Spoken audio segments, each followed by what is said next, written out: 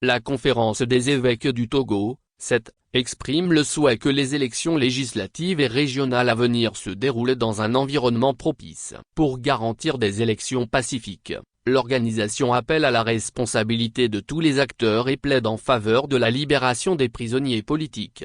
Message de la conférence des évêques du Togo, 7, la soif du nouveau. Chers fils et filles, chers concitoyens, à l'issue de notre première session ordinaire de l'année 2024, motivée par les appels du temps de carême, et à l'approche des élections législatives et régionales, nous évêques du Togo, nous adressons à tout le peuple de Dieu, aux acteurs politiques, aux civils et aux forces de défense et de sécurité. Le temps de carême, un temps de renouveau. Le temps de carême chrétien est un temps d'appel au neuf, au renouveau, à la conversion en vue de la joie de la résurrection. Ce temps attire l'attention de chaque baptisé sur la vigilance dans la prière à offrir, dans les sacrifices à consentir et dans les bonnes œuvres à accomplir. À chaque temps de carême, le Seigneur opère des merveilles, et il n'est pas rare que sa grâce touche de façon particulière les cœurs pour un changement radical de mode de vie. Nous y croyons, le carême 2024 n'en fera pas l'exception, et l'espoir des conversions que portent les pasteurs que nous sommes dans nos prédications et exhortations, ne s'essoufflera pas. Avec la force de la vertu de l'espérance, nous venons crier comme Jean-Baptiste, « Convertissez-vous, convertissons-nous » Confé Mt 3, 2. Nous souhaitons que chacun trouve au plus profond de lui-même, ce qui est appelé à recevoir la grâce du changement car nous en avons tous besoin. À cet effet, c'est le moment favorable pour donner tout son sens au temps de carême et à en espérer les fruits. Ces considérations sont autant valables pour les individus que pour une nation. Nous, évêques du Togo, saisissons l'occasion de ce temps favorable pour inviter les uns et les autres à se laisser interpeller par la soif du nouveau dans notre cher pays le Togo. Oui, le Togo a soif d'un saut qualitatif capable de surprendre positivement les autres nations. Il s'agit aussi bien pour les décideurs de notre pays que pour chaque citoyen, d'entendre au plus profond de sa conscience, l'appel à œuvrer pour un ciel nouveau et une terre nouvelle, qui verront disparaître le premier ciel et la première terre, Confé A.21.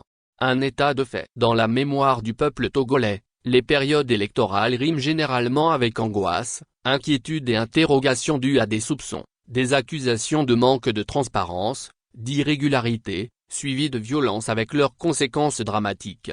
Le souhait d'une volonté de produire du nouveau. Eu égard à ce qui précède, nous les évêques du Togo formulons le vœu de voir les prochaines élections législatives et régionales se dérouler dans les meilleures conditions. Pour toute échéance électorale, la justice, l'équité, la transparence dans l'organisation, le déroulement et la proclamation des résultats issus des urnes sont à rechercher absolument, car ils sont les gages d'une période électorale sereine. Pour la première fois où seront organisées les élections régionales sur la terre de nos aïeux pour élire les conseillers régionaux, la conférence des évêques du Togo exhorte tous les acteurs à poser les meilleures fondations pour un avenir post-électoral désormais paisible.